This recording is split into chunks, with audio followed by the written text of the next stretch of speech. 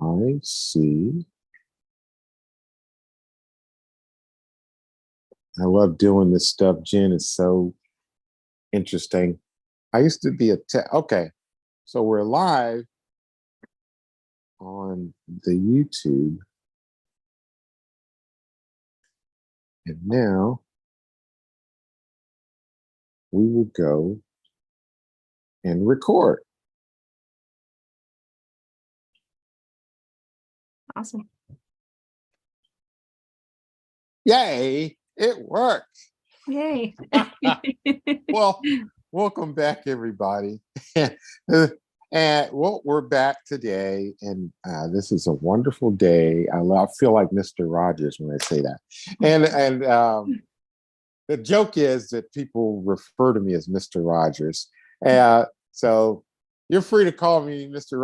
Rogers if you want, but I'm not the Mr. Rogers, right?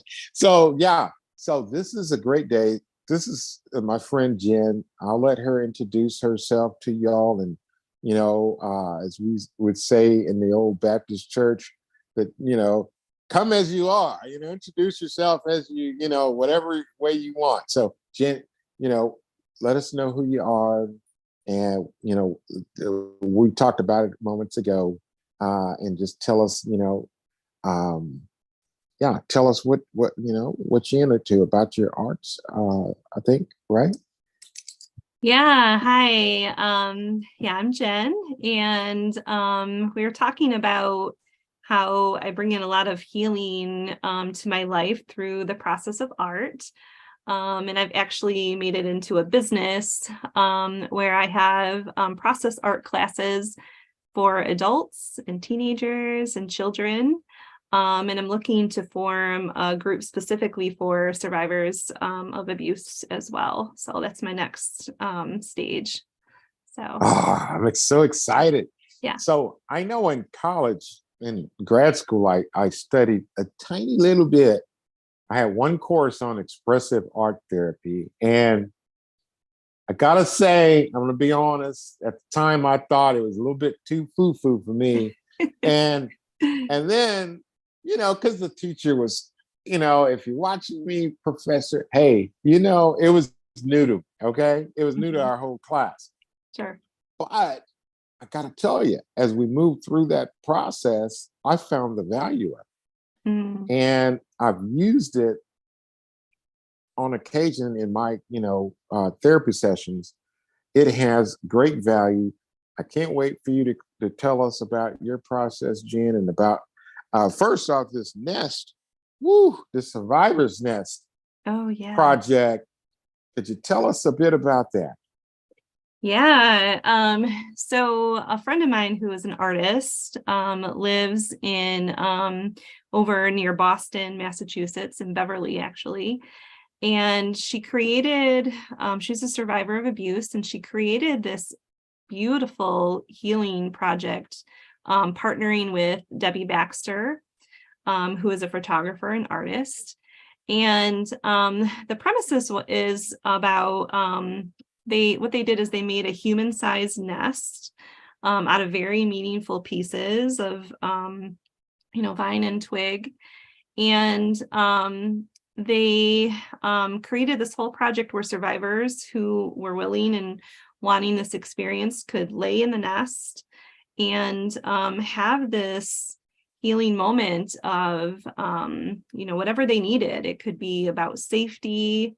It could be about maybe what they needed when they were young, what they can give themselves now. And just basically a way to kind of process and tell their story of healing in this nest. And I had considered doing the project or being part of the project myself, and then kind of decided that it wasn't the right timing for me at the time it was going on, but I knew that I wanted to be a part of this project in some way. And so people who get in the nest, they are generally, nude or maybe in a kind of a garment or cloth with, and they're placed very lovingly, very strategic. So, those, more private areas aren't really shown, but they may be curled up or just very loving kind of comes in mind, a way to love your body. And then the photographer takes all kinds of photos and they are able to tell their story. And so the Nest Project, they made an exhibit about these survivors' experiences. And the exhibit was in Salem, Massachusetts in the spring. And so my part in it is I wanted to support that exhibit. And so I went there and read all of the stories, so beautiful and so vulnerable. Was able to meet most all of the participants and participated in, they had a writer's workshop. They had, a Q&A with the organizers and the artists of the exhibit. And what was beautiful about that is the people that came to that Q&A, many of them were survivors. And one in particular that stands out that came was Senator Lovely from, the Massachusetts, Boston area. And she was really committed to hearing survivors and supporting them. And the exciting thing is that this spring, she is able to get this whole Nest Project and exhibit on display in the State House right there in Massachusetts. So I'm headed to Massachusetts again next spring to see and support it. So that's amazing. Yeah. This is so exciting to hear and so wonderful. Of course, I have questions. Yeah. One of the questions I have right off the top, I love that telling your story piece. Yes. Yes. Me being a trained therapist, right? I really kind of, enjoy that piece. I remember, especially in the Black culture, right? In the African American culture, historically, we grew up as storytellers. Lots of traditions even with Native American culture, and I'm part Native American also.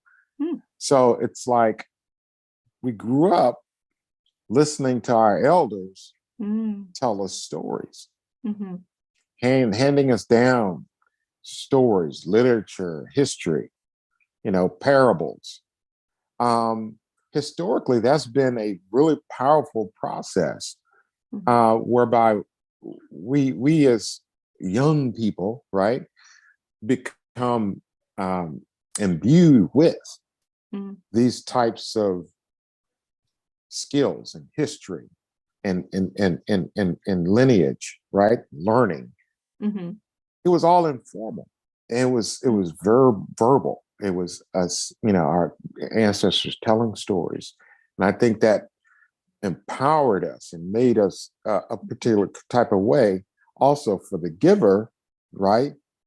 It allowed them to hand down traditions and things.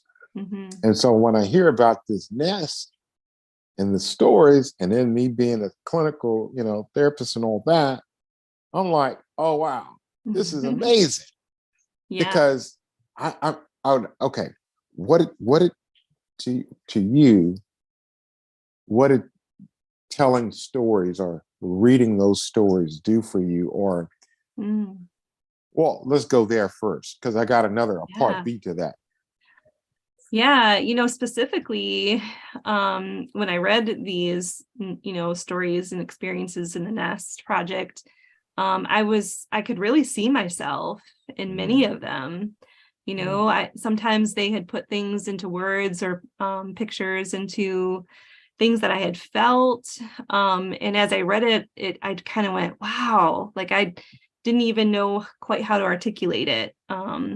So it really was kind of that, I guess you could say that feeling of I'm not alone. I have there's a community out there that understands, it's not just, something that is different about my experience. We have a collective experience. So I just felt really held in community there, And I really appreciated the vulnerability. I would say reading a lot of those stories even kind of helped me feel like this bravery and courageousness, Mm. and just seeing it in them and, feeling them as part of a community that I belong in. So, yeah. Let's go into the piece about the community because that seems like a theme. You Mm-hmm. mentioned it a few times. Yeah. I like it, so let's roll with it. Yeah. What do you think? Oh, let me go. Let me change that. Not think, Chris, feel. What did you feel, Jen, Mm, when you were able to connect with that community? mm. Yeah, being part of community has been a really large piece of my journey. I've definitely, even if I go back a few years, I didn't really see myself as part of any kind of survivor community or Mm. community. I kind of felt like on the outside.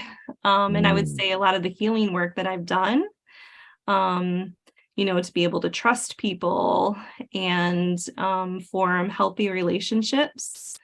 They say healing is in relationships and, comes from being in healthy relationships. And I would say that's definitely true for me. Yeah. Jen, Jen.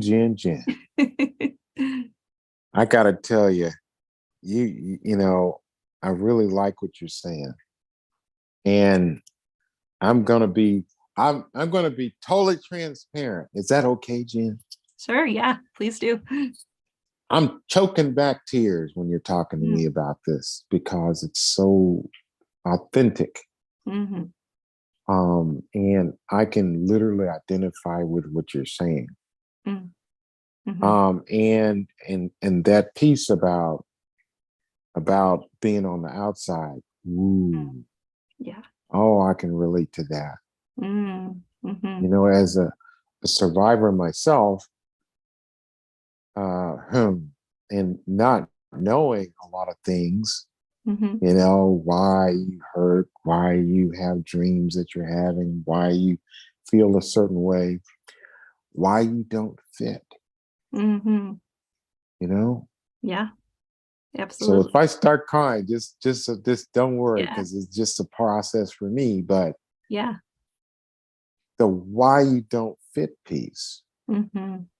my God, you Yeah. know, that's heavy because it's something that I know I felt my whole life. I still feel it. I'm Mhm, 54. I still feel that way. mhm, And I think it creates something uh, that's not supposed to be there. mhm. You know what I mean?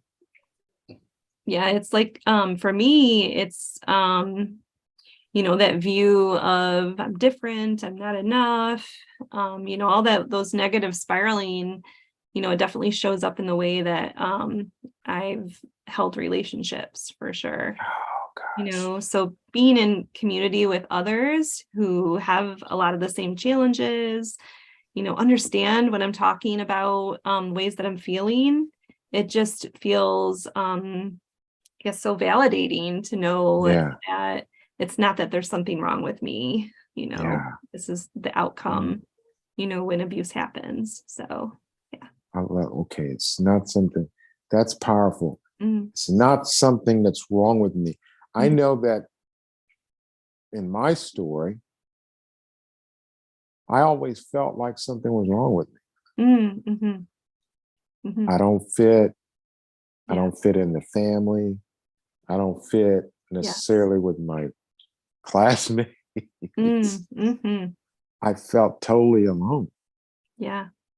even in a crowd of people. Have you ever identified with anything like that? Oh yeah. Yeah. As soon as you started speaking, I kind of sometimes make it into a joke, but the truth is like I really kind of felt like I was just born in the wrong family. Oh, I didn't have the same thoughts or beliefs. I thought that everything I did was wrong. And that just really spilled over into the rest of the world. If you don't feel like you are valued or, important in your own home, why would I used to think like, why would I be valuable anywhere else or worthy, of connection even. So, Mm. yeah. So validating to hear you say that, because it lets me know that it's not just my experience. Mm-hmm. There's now a shared experience. Oh, I like this. So Yeah. what this does is, and I think y'all are hearing it and seeing it live, right? That this particular shared experience, say Jen had in her life, I've had in my life, Mm-hmm.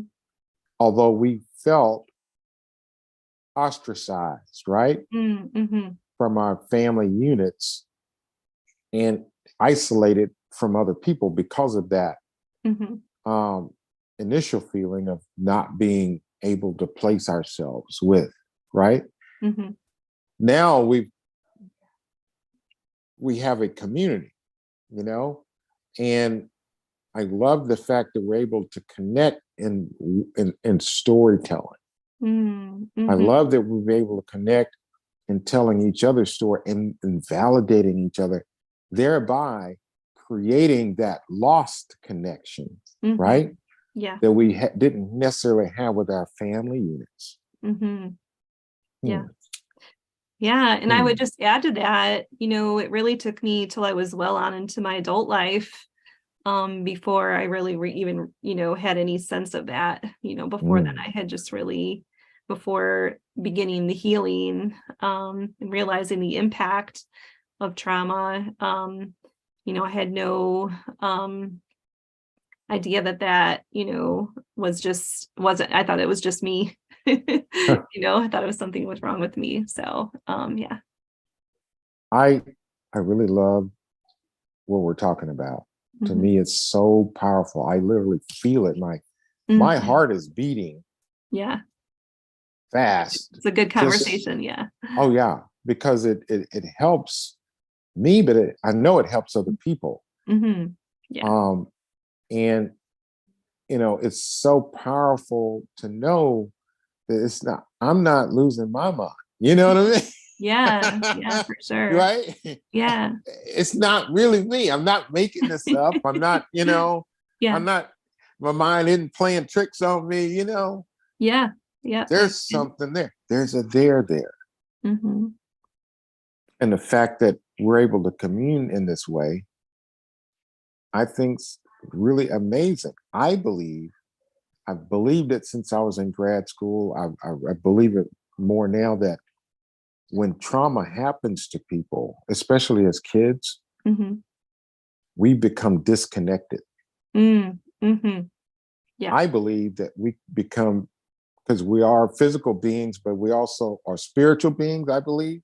Mm-hmm. And so, however you identify spirit, uh, and and so that disconnection not only disconnects us from our family unit, but also from other people Hmm. and also from our spirit, right? Hmm. So we can't really commune. Yeah. I believe that we're created to commune. Hmm.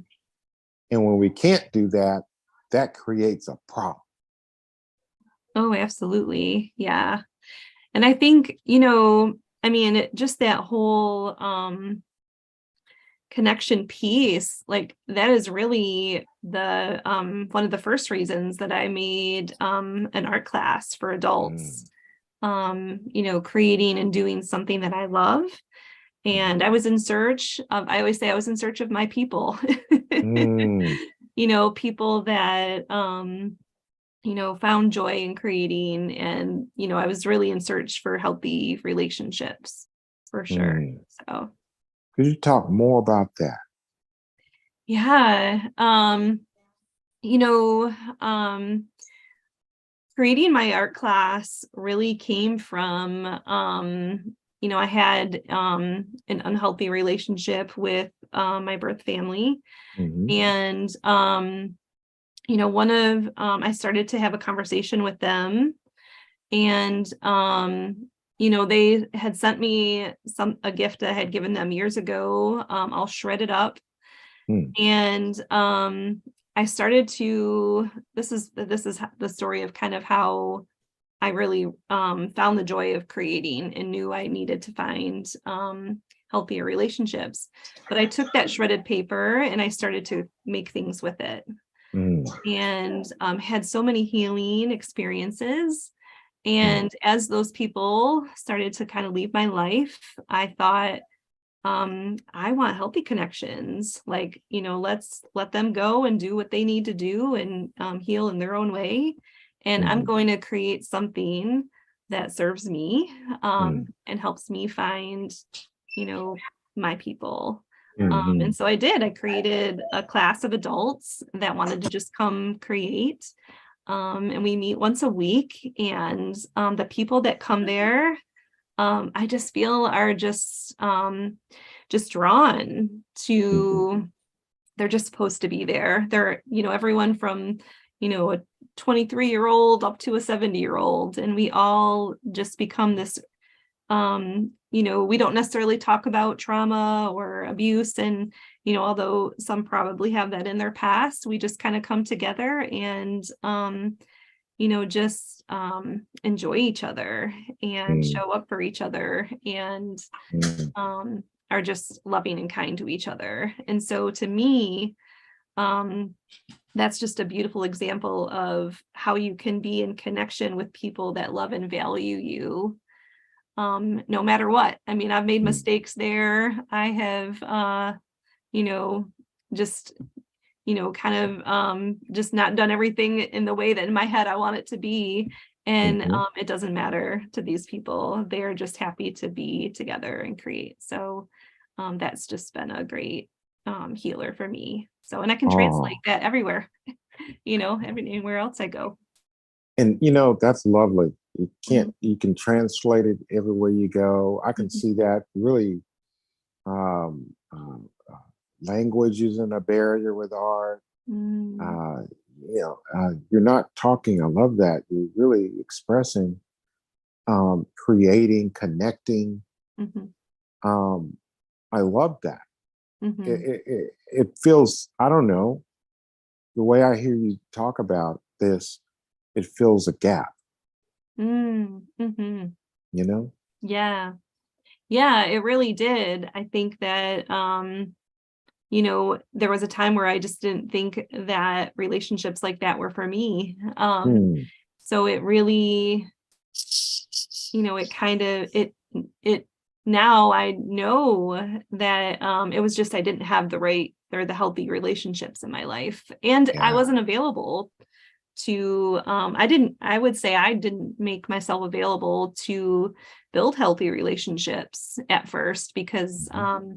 I didn't trust people. Hmm. I was suspicious. Hmm. It took a lot for me to be vulnerable, or to just see time after time someone have a genuine interest in being in connection. So, those are some of the outcomes of abuse, is that mistrust and suspicion. So as I healed, I was able to have the gift of discerning, who's my people, who are not my people, and Hmm. relationships started to feel safe. So All right, girl, you giving me some stuff to work with. We're going to talk about the discernment piece, but before we get there, I want to talk about the nest again oh yeah. with regard to um, this piece about being vulnerable. What are Mm-hmm. your thoughts about that? Yeah. Yeah. I think that it's such a brave Mm. choice to be vulnerable.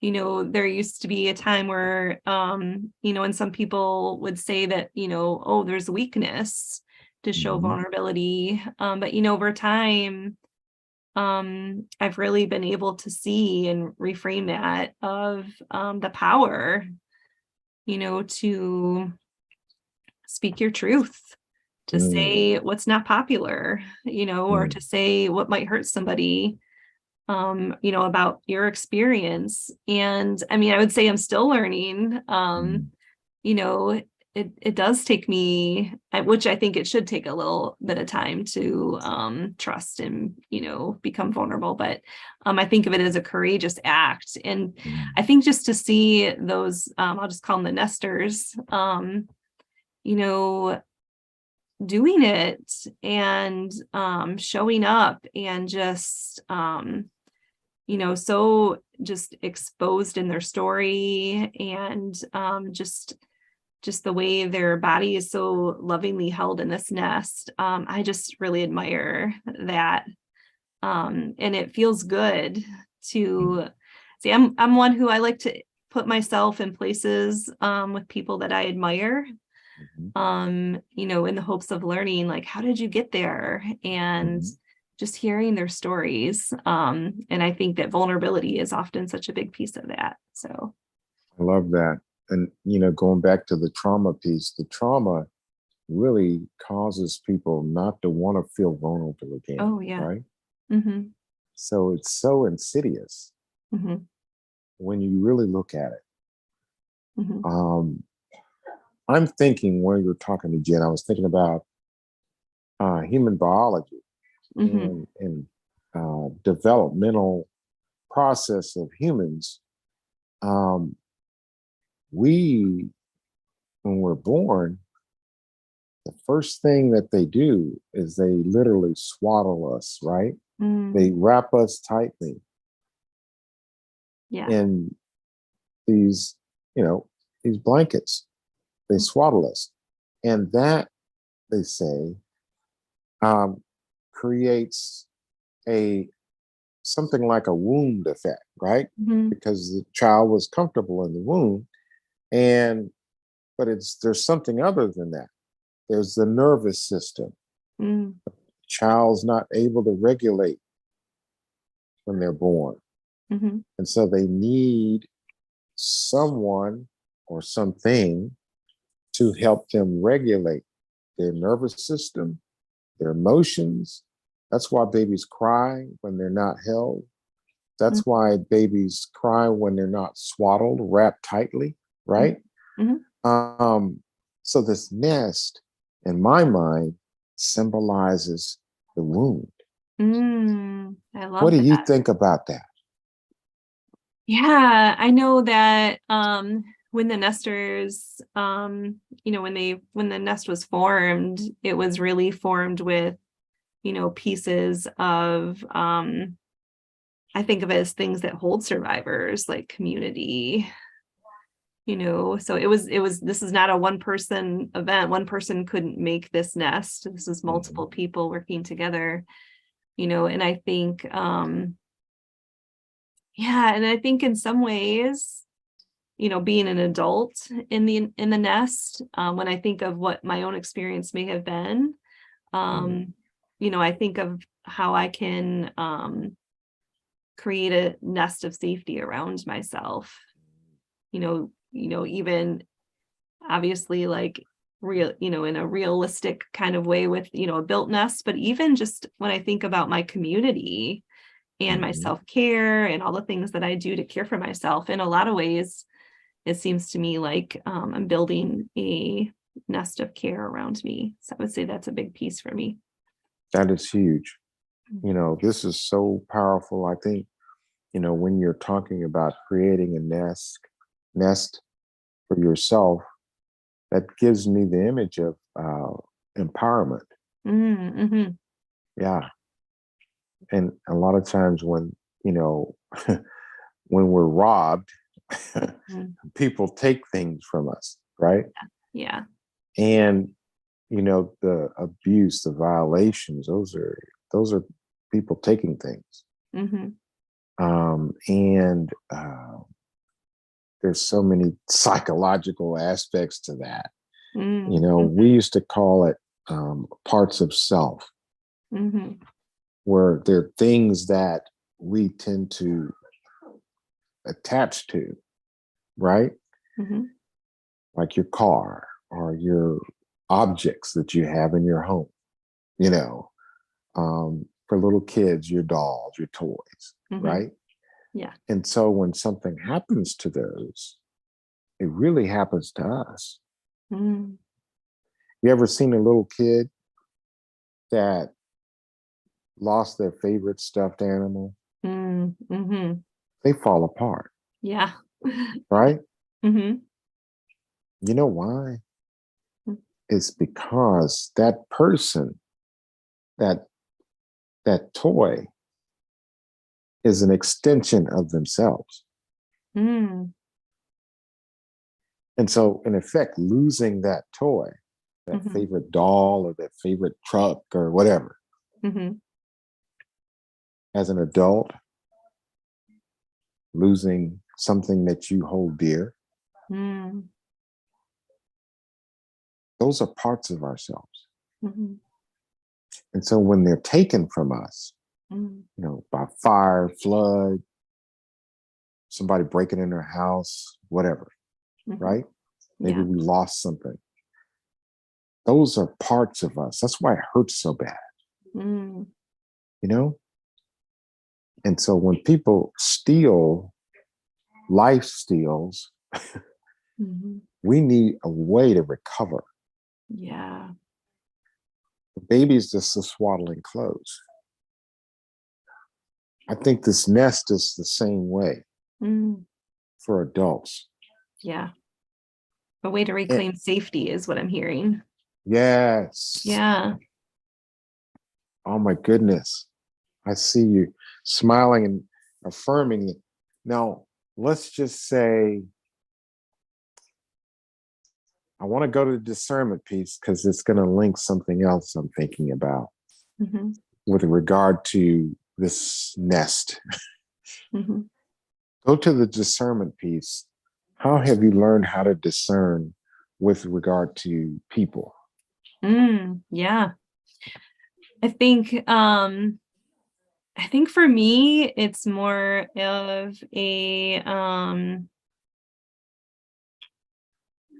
hmm, I would say it's kind of over time in data points, of like kind of Mm, how people are treating you and how they show up.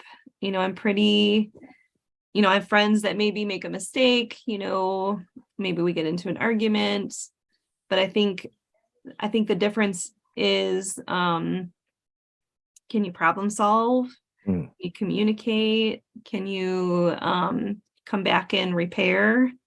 And mm, when things happen repeatedly like that, I think that I've had to for a while I'm like, oh, it's okay, it's okay, it's okay. But I think I've gotten to a point with some people where really that's not okay. If you mhm, continue the same behavior, we've communicated, we've problem solved, and you continue to break those boundaries, I think it's boundaries, mhm, then I know that you're not my people, that it's time to mm. look elsewhere. So Oh, I love that. I know that you're not my people.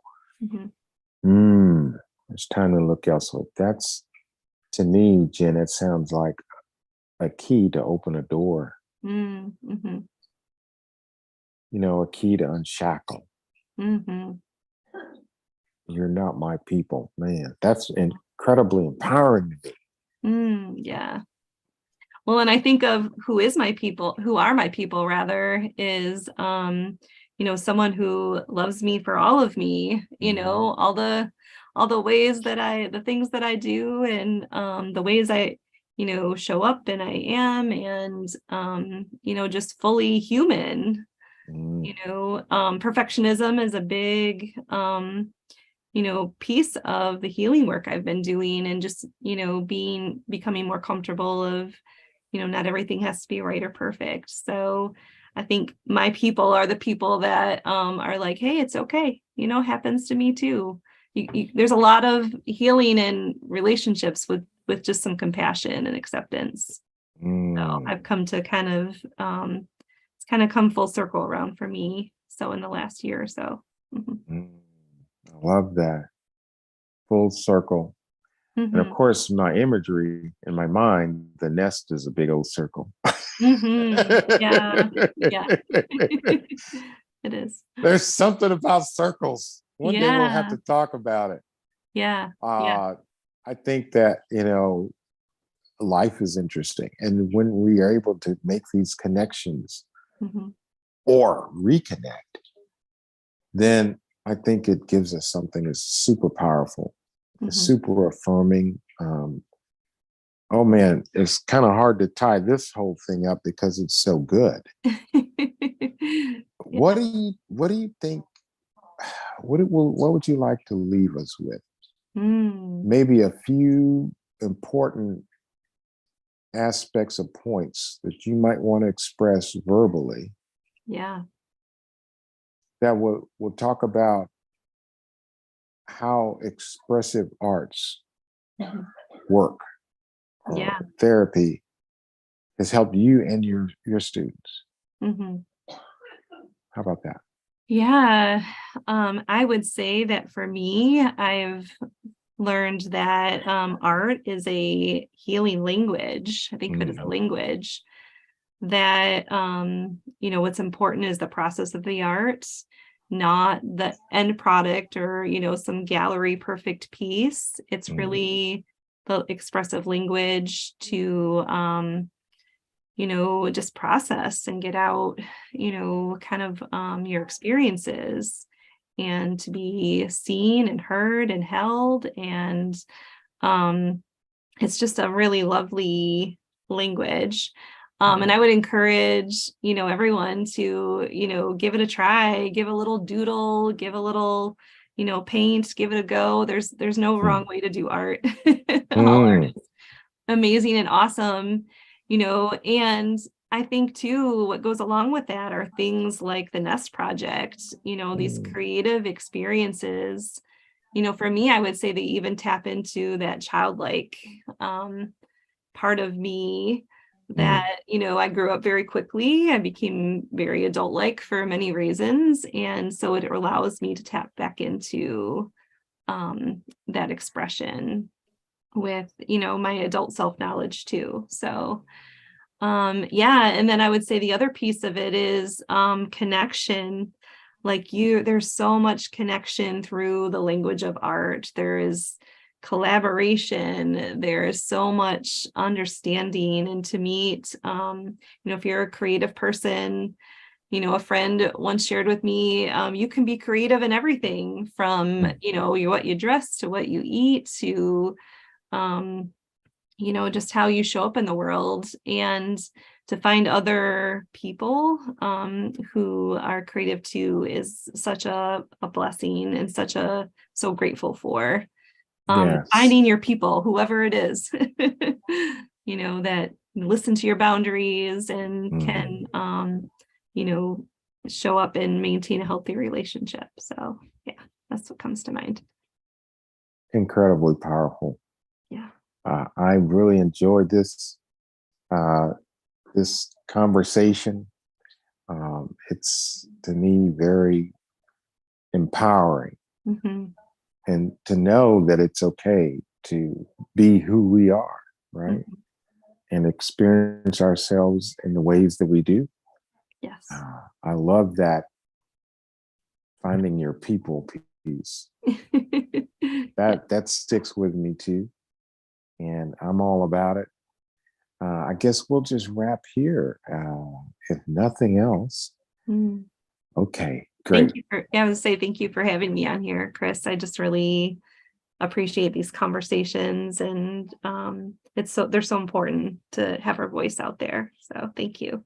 You're very welcome, and thank you for sharing with us your voice. Mhm. All right, y'all. Y'all take care. Hold on.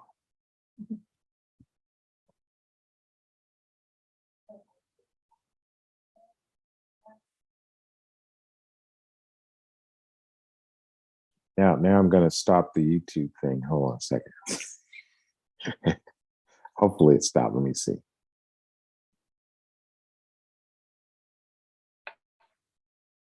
Perfectly imperfect, Jen. You are. That's so good. Yeah, we'll figure it out. Ah, I love it. I'm just looking on the stream. Let's see here. All the buttons to push, Lord. And, it is funny how these things work. Hmm. Let's see. I'm gonna still streaming. Hold on. Good Lord. I'm gonna hang up and I'll call you back, Jen. Okay, that sounds good. Say Goodbye. bye.